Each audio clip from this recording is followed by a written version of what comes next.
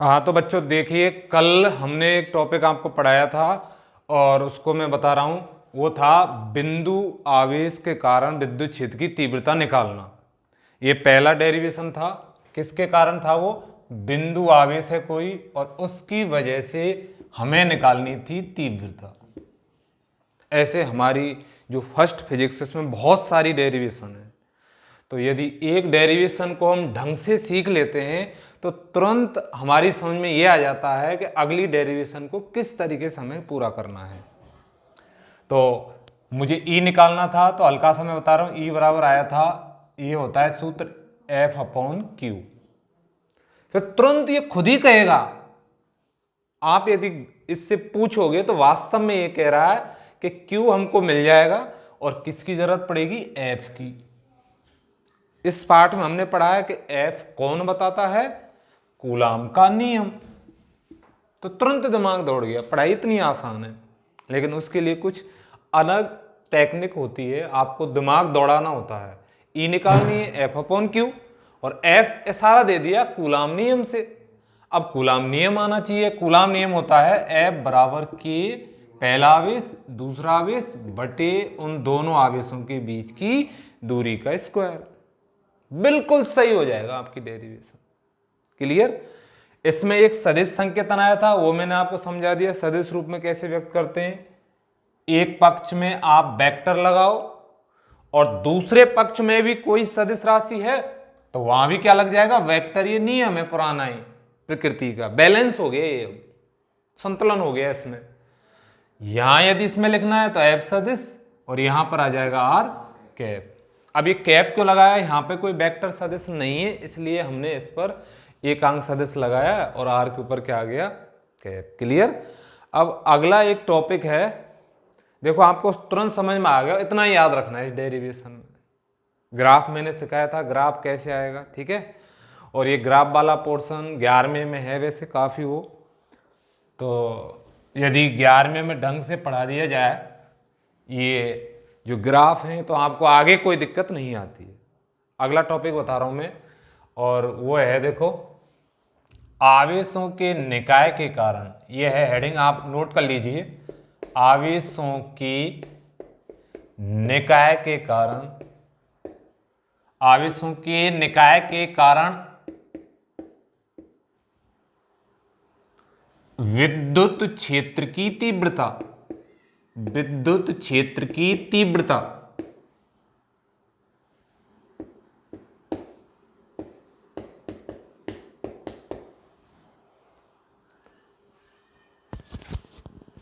देखो ये है टॉपिक हमारा आवेशों का निकाय, यानी वही टॉपिक है सेम। बहुल आवेश क्या हो गया? बहुल आवेश, यानी बहुत ज्यादा आवेश हो गए, वही सेम है। तो मैंने आपको बताया था कि दो से ज्यादा यदि कोई चीज है तो हम कौन सा सिद्धांत अप्लाई करते हैं? अध्यारोपण का सिद्धांत।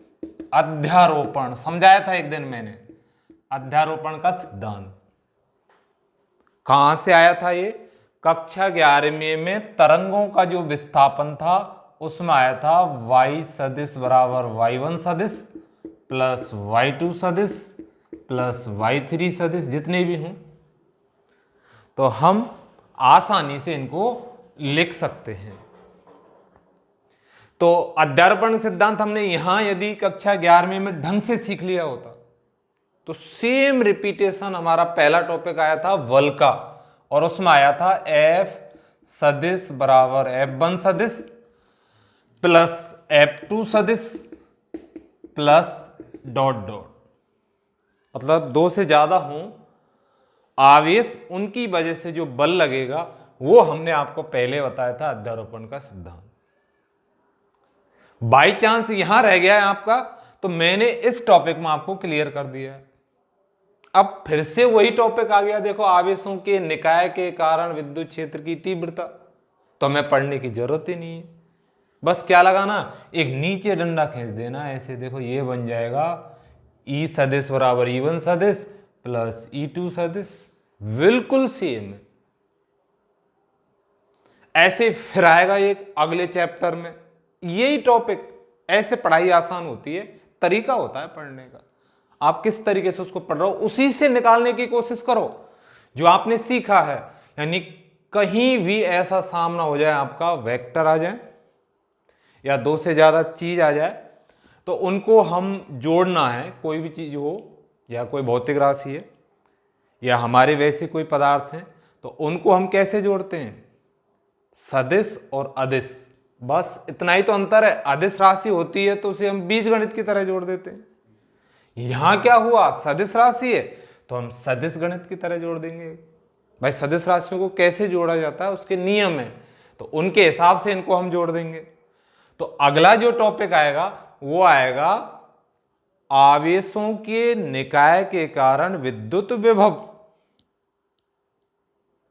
अब मैंने आपको सूत्र नहीं बताया, लेकिन आप स्वयं निकाल सकते हो कि क्या होगा अध्यारोपण का सिद्धांत या आवेशों के निकाय के कारण विभव। तो मैं आपको बताऊं विभव को किससे लिखते हैं हम? बी से। बराबर का चिन्ह होगा, V1 होगा प्लस V2 होगा प्लस V3 होगा प्लस V4, जितने भी हैं वो, ठीक है, उस निकाय में जितने आवेश हैं उनके हिसाब से आ जाएगा। वो n है तो ये आ जाएगा Bn। मैंने वेक्टर क्यों नहीं लगाया? क्योंकि जो विद्युत विभव है वो कैसी राशि है? अदिश राशि है। तो ये तो सिंपल बीजगणित की तरह जोड़ हो गया, जिस पर हमें कई सालों का अनुभव है। छोटी क्लास से ही हम जोड़ते आ रहे हैं, छोटी क्लास से ही। तो अब 12वीं में ये जो टॉपिक आया इसमें क्या करना, बस आपको दिशा सहित जोड़ देना है। जोड़ना तो है ही है, लेकिन किस सहित? दिशा सहित। बस इस मामूली सा फर्क है, तो बहुत आसान हो गई। आप एक बार ढंग से फिजिक्स समझ लेते हैं तो अगले टॉपिक में, अगले चैप्टर में, आगे की पढ़ाई में आपको कोई दिक्कत नहीं आएगी। अब देखो मैं स्वयं इसका चित्र बना रहा हूं, तो जितने भी आ रहे हैं आपके, पहला बल का आया है, सेम डिटो है बिल्कुल। तो आप एक बार चाहे बल वाला पढ़ लेना, चाहे आज बता रहा हूं वो पढ़ लेना, इससे सभी क्लियर हो जाएंगे। तो चित्रों की भी प्रैक्टिस हमें कर लेनी चाहिए, क्योंकि चित्र से हम बहुत कुछ लिख सकते हैं। तो मैं देखो इसका चित्र बना रहा हूं, और नाम आप सीख ही गए कि यहां पर चाहे वो निकाय कह दे, ये भी शब्द मैंने समझा दिया आपको, निकाय कैसे कहते हैं, ठीक है। या तो अकेला कण है, एक कण, या बहुत सारे कण हैं, तो उन कणों को क्या बोलते हैं हम? समूह बन गया ये कणों का। तो एक कण को भी निकाय मान सकते हैं हम, हमारे ऊपर है। और हम कणों के समूह को भी क्या मान सकते हैं? निकाय। तो हमारे पास क्या टॉपिक है? विद्युत क्षेत्र की तीव्रता। तो किसकी वजह से होती है ये? आवेश की वजह से। तो मैं 3-4 आवेश ले लेता हूं। मान लो ये Q1, ये है Q2, ये Q3, और एक और ले लेता हूं, ये है मान लो Q4। तो मैंने 4 आवेश ले लिए। इन आवेशों के कारण किसी एक बिंदु पर मुझे विद्युत क्षेत्र की क्या निकालनी है? तीव्रता। तो मैं इस बिंदु का नाम दे देता हूं, मान लो P है, ये बिंदु को पॉइंट कहते हैं। तो Q1 आवेश की वजह से तीव्रता निकालनी है मुझे, तो मैं इन सबको मिला दूंगा, ठीक है। ये इनकी दूरी है, ये आ जाएगा। इसका स्थिति सदिश बिल्कुल सेम है। यहां पर नाम आ जाएगा R1 सदिश, यहां पर नाम आ जाएगा R2 सदिश, ये हो जाएगा R3 सदिश, और ये हो जाएगा R4 सदिश। वही बल वाला टॉपिक है। अब इस बिंदु P पर मुझे विद्युत क्षेत्र की तीव्रता निकालनी है। चूंकि ये धनावेश है, तो धनावेश से कैसे होगी विद्युत क्षेत्र की तीव्रता की दिशा? इस तरीके से। इस आवेश की वजह से इस तरीके से, ये इस तरीके से यहां पर विद्युत क्षेत्र की तीव्रता हो जाएगी।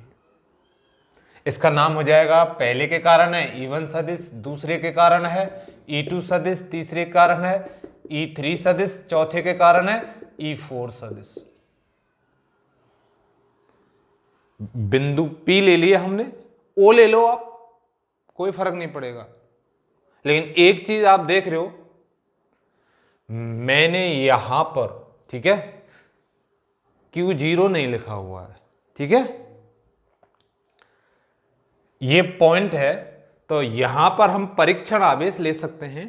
तो वो जो परीक्षण आवेश है वो बताता है कि इस बिंदु पर तीव्रता कितनी होगी। तो आपकी समझ में आ जाता है कि हमें क्या लेना है, क्या देना है, किस हिसाब से क्या चीज़ हो रही है। अपने आप दिमाग में सवाल से ही दौड़ जाता है। क्या लेना था? आवेशों का निकाय। तो मैंने कितने आवेश ले लिए? 1 2 3 4। आपको और इच्छा हो रही है तो आप n कर सकते हो। ठीक है। निकालनी क्या है? विद्युत क्षेत्र की तीव्रता। तो मेरे दिमाग में आ गया विद्युत क्षेत्र की तीव्रता। और इस विद्युत क्षेत्र की तीव्रता के लिए हम आसानी से अध्यारोपण का सिद्धांत लगाएंगे। तो अध्यारोपण का सिद्धांत यही कहता है जो अभी लिखा है मैंने, E सदिश बराबर क्या आ जाएगा? E1 सदिश प्लस E2 सदिश प्लस E3 सदिश प्लस आ जाएगा E4 सदिश। ठीक है। और कहाँ चेक करें हम? या तो मैंने आपको कल बताया था एकांक धनावेश ले लो, कल ले लिया था टॉपिक में, बिंदु आवेश के कारण विद्युत क्षेत्र की तीव्रता, या आप परीक्षण आवेश ले लो। ठीक है। आप जो भी इस बिंदु पर लेना चाहें वो ले सकते हैं, क्योंकि वो कट जाएगा, कल ही बताया था मैंने। आप यहाँ 50 कूलाम आवेश भी ले लेंगे वो कट जाएगा, लेकिन उससे इफेक्ट क्या पड़ता है? विद्युत क्षेत्र की तीव्रता को वो क्या कर देता है? चेंज करता है। तो इसलिए मैंने समझाया था आपको हमें क्या लेना है यहाँ पर? परीक्षण आवेश। तो हर चीज का दिमाग स्वयं दौड़ जाता है कि किधर दिशा बनेगी, कौन सा अक्षर लेना है, क्या चीज लेनी है। यदि हम इनको नहीं लेंगे तो हमें तीव्रता का पता नहीं चलेगा। अब तीव्रता होगी क्या, उसे कैसे निकालेंगे? हम E1 का मान जानते हैं। E1 सदिश बराबर होता है, बिंदु आवेश है ना ये सब।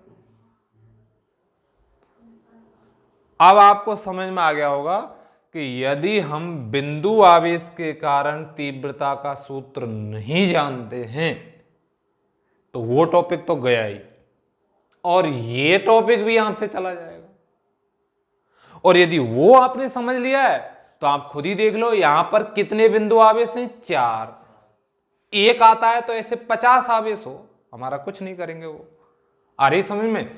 तो एक का सूत्र लिख देंगे हम, तो यह आ जाएगा K आवेश का Q1 अपॉन दूरी है R1 स्क्वायर। ठीक है। क्योंकि वेक्टर है तो R1 कैप। ये समीकरण हो जाएगा 1। उसी तर्ज पर पहले हमने बताया था आपको, ये समीकरण 2, और आगे लिख देंगे इसी प्रकार E2 सदिश बराबर, लिखने की जरूरत ही नहीं है। अरे क्यों टाइम वेस्ट कर रहे हो? बस Q1 की जगह जहां 1 आया ना, वहां कक्षा 2 की तरह 1 की जगह लिख देंगे 2, 2 की जगह 3, 3 की जगह 4, बस। तो ये आ जाएगा कि Q2 R2 square R2 cap. ठीक है। ऐसे ही E3 हो जाएगा, E3 सदिश बराबर ये आ जाएगा कि Q3 R3 square R3 cap, और एक और बच गया E4 सदिश कि Q4 R4 square R4 cap. यदि n हो तो हम nओ को भी लिख सकते हैं यहां पर। ठीक है। उसके लिए क्या करेंगे? 3 डॉट लगाएंगे। यदि n है तो समझा रहा हूं मैं, प्लस किया डॉट डॉट और यहां पे लिख देंगे En सदिश। क्लियर? कितने भी ले सकते हैं। ऐसे यहां पर भी ये आ जाएगा En सदिश बराबर K Qn Rn का स्क्वायर Rn कैप। मेरे हिसाब से क्लियर हो गया होगा। अध्यारोपण का सिद्धांत कभी भी आएगा आपको तो आप तुरंत समझ जाओगे। एक से ज्यादा कोई चीज है, उनको आपस में, अदिश राशि है तो सामान्य बीजगणित से जोड़ देंगे, और सदिश राशि है तो दिशा सहित जोड़ देंगे। बात खत्म, जोड़ना है, सिंपल। ठीक है। अब चूंकि K में स्पष्ट पता नहीं चलता है कि क्या है ये कांस्टेंट K, इसलिए हम इसको ज्यादा बेहतर लिखना चाहेंगे तो ये आ जाएगा, देखो यही सूत्र है। इसको हम ऐसे लिख सकते हैं Q1 upon 4 pi epsilon 0 R1 square, और सॉरी बेटा यहाँ पर आ जाएगा R1 कैप, यहाँ पे R1 आएगा। ठीक है, तो ऐसे हम K की जगह क्या लिख सकते हैं, ये उस तरीके से हो जाएगा। सब में Q2 बराबर आ जाएगा 4 pi epsilon 0 R2 square R2 cap. सब में इसका समीकरण का जो नाम है, देखो EN वाला मैं मिटा देता हूं, यहां पर आ जाएगा, ये समीकरण नंबर हो जाएगा 1, तो ये समीकरण नंबर 2, ये हो जाएगा 3, ये 4, ये 5, वही है सेम। हम क्या करेंगे इसके अंदर 2, 3, 4 और 5 से मान समीकरण 1 में रख देंगे, और 1 में मान रखेंगे तो ये आ जाएगा यहाँ पर हमारा, देखो इधर आ जाएगा E सदिश बराबर, पहला आ रहा E1 तो Q1 upon 4 pi epsilon 0 R1 square R1 cap, ऐसे लिखते जाओ Q2 upon 4 pi epsilon 0 R2 square R2 cap, Q3 upon 4 pi epsilon 0 R3 square R3 cap, ऐसे ये आ जाएगा। Q4 बराबर, Q4 बराबर आ जाएगा 4 pi epsilon 0 R4 square R4 cap. Clear, हमने ये मान रख दिए। अब तुम कहोगे हमें कैसे पता चलेगा इनका मान रखना है, ये भी बच्चा भूल जाता है कि आगे क्या करना है, ये उसकी बहुत बड़ी समस्या है डेरिवेशन में। उस समय तो याद हो जाती है, पढ़ता है जब, और फिर 1-2 दिन बाद वो भूल जाता है कि क्या करना था। देखो उसका तरीका बता रहा हूँ मैं आपको। सबसे पहले तो ये टॉपिक आएगा जब ही तो आप करोगे, तो ये तो आपको वहीं से मिलेगा कि करना क्या है हमको। ठीक है, विद्युत क्षेत्र की तीव्रता निकालनी है तो बहुत सारे कण होंगे, बहुत सारे आवेश होंगे, तो हम समझ गए एक से ज्यादा तीव्रताएं होंगी, तो मैंने यहां पर कितनी ली है 4। आप चाहते हो तो N भी ले सकते हो, समझा दिया। तो मुझे ये सूत्र लिखना होगा, अपने आप कहेगा, प्रश्न ही कहेगा, कोई दिमाग नहीं लगाना आपको, स्वयं प्रश्न कह रहा है विद्युत क्षेत्र की तीव्रता निकालो। तो तीव्रता ज्यादा है तो या तो अदिश की तरह जुड़ेंगी, और या कैसे जुड़ेंगी, सदिश की तरह। अब तुम इतना तो सोचो कि विद्युत क्षेत्र की तीव्रता सदिश राशि है कि अदिश राशि है। अब तुम बिल्कुल ही पढ़ना नहीं चाहोगे तो कुछ नहीं होगा। तो आप समझ सकते हो कि ये सदिश राशि है तो यही है जोड़, और अदिश राशि होती तो वेक्टर हटा देते, बात खत्म। इतनी आसान पढ़ाई है। फिर क्या करेंगे, अगले स्टेप में क्या लिखेंगे, मैंने आपको बताया चित्र तो बनेगा ही। जितने आवेश आपको लेने अपनी इच्छा से ले लो, मैंने 4 लिए, तो 4 लेने के बाद मैंने यहां पर स्थिति सदिश दर्शाए। ठीक है, परीक्षण आवेश Q0 के AR1 सदिश, R2, R3, R4, फिर विद्युत क्षेत्र की तीव्रताएं ये चारों। तो हमें क्या करना है, ये खुद ही अपने आप कह रहा है कि यदि हम E1 का मान ले आए, E2 का ले आए, E3 का ले आए, E4 का ले आए, तो ये प्रश्न का उत्तर हमारा सॉल्व हो जाएगा। अब E1 मिलेगा कहां से, है क्या चीज E1, बिंदु आवेश के कारण विद्युत क्षेत्र की तीव्रता।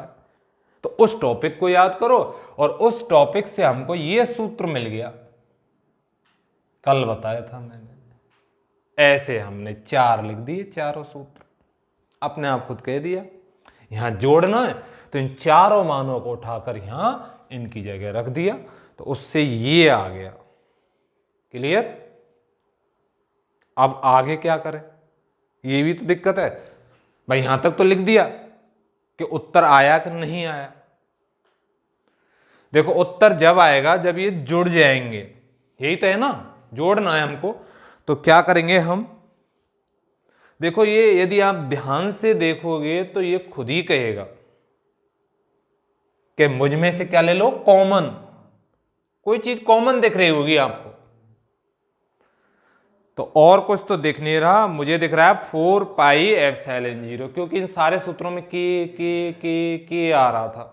इसलिए मैंने शुरू में के लिखा था, उसे तुरंत समझ में आ जाएगा। और लास्ट में हम के का क्या रख देंगे, मान। आ रही समझ में?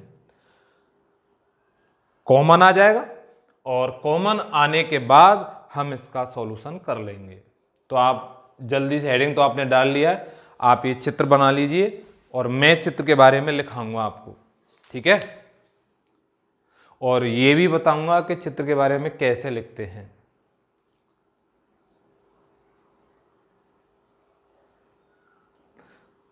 समझाने के लिए चित्र ये ऐसे बनता है, नहीं आप बहुत फास्ट चित्र बना सकते हो एक साथ, आपको बनाना है तो।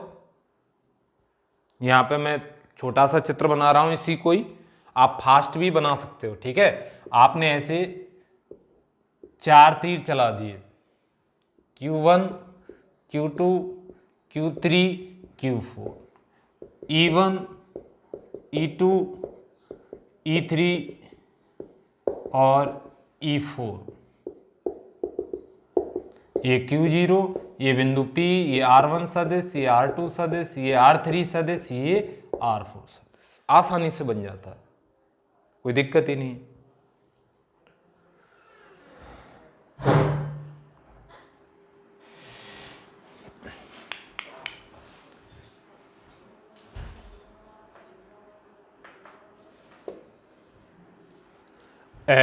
तो आपने बना लिया होगा चित्र।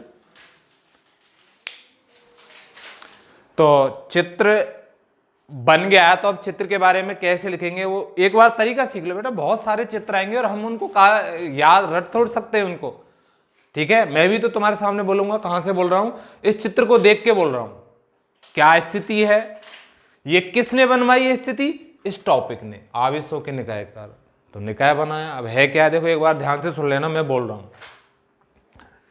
चित्र में आवेशों का एक निकाय दर्शाया गया है जिसमें 4 आवेश, 4 लिए ना मैंने, 4, आप छूट है कितना भी ले सकते हो, 4 आवेश Q1 Q2 Q3 व Q4 दर्शाए गए हैं। Q1 Q2 Q3 व Q4 दर्शाए गए हैं। इनके कारण बिंदु P पर रखे परीक्षण आवेश Q0 पर विद्युत क्षेत्र की तीव्रता हमें ज्ञात करनी है।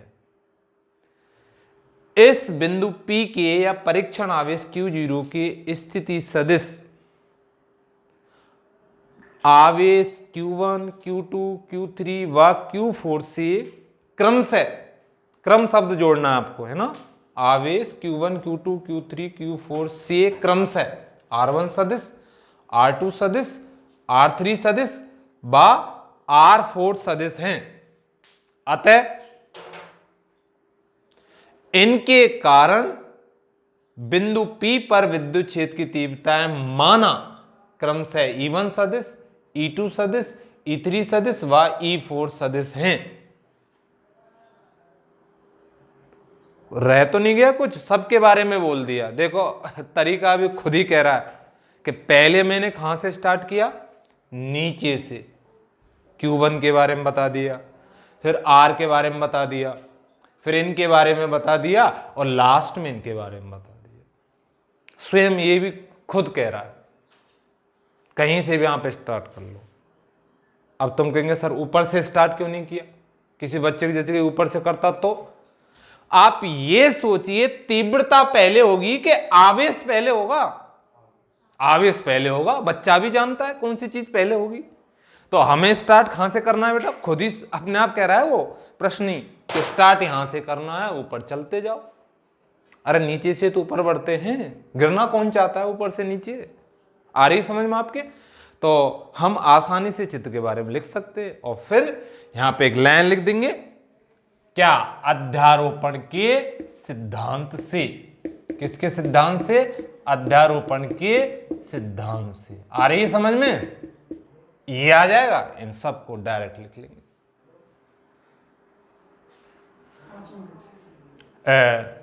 तो मैं बोल रहा हूं, आप लिखिए जल्दी से। चित्र में आवेशों का एक निकाय दर्शाया गया है, चित्र में आवेशों का एक निकाय दर्शाया गया है जिसमें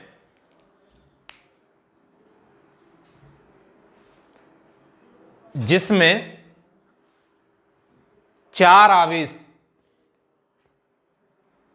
आपको लिखना फास्ट है, देखो ये प्रैक्टिस करना बहुत जरूरी है, फास्ट बहुत काम की चीज है, धीरे धीरे प्रैक्टिस हो जाएगी, आपको समझे करो आराम से लेकिन लिखना क्या है, फास्ट। चार आवेश क्रमशः, वो चार आवेश Q1, Q2, Q3 व Q4 दर्शाए गए हैं।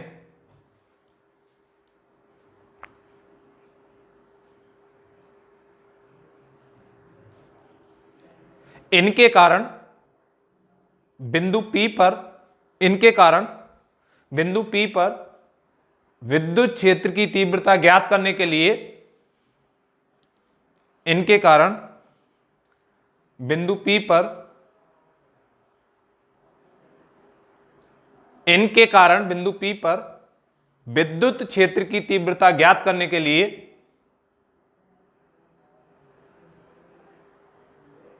एक परीक्षण आवेश Q0 लिया गया है।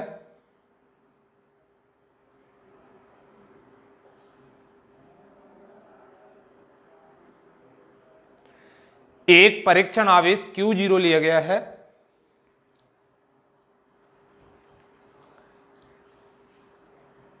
जिसके स्थिति सदिश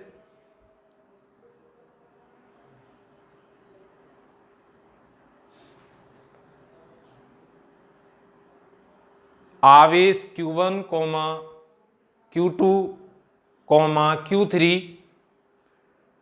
तथा Q4 से, Q1, Q2, Q3 तथा Q4 से क्रमशः R1 सदिश, R2 सदिश, R3 सदिश और R4 सदिश हैं।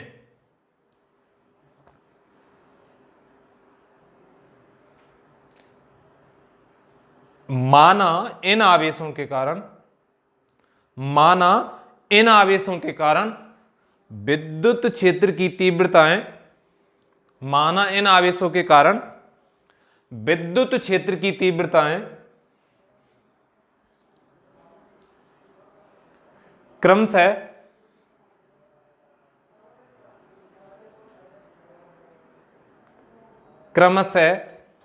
देखो, जिस बच्चे ने ध्यान से पढ़ाई की होगी, ध्यान से मुझे सुना है, देखा है, वो तुरंत समझ गया होगा कि मुझे क्या लिखना है, बोलने की जरूरत नहीं है, ठीक है, और वो स्वयं लिख सकता है।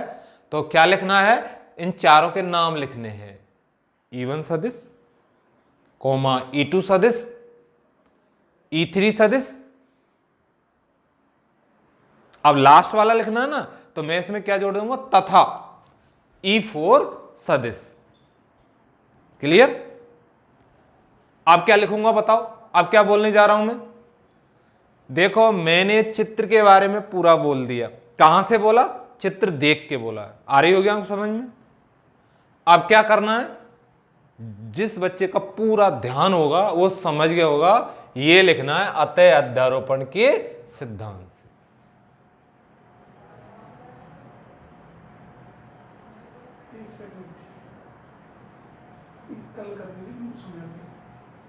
अतः अध्यारोपण के सिद्धांत से।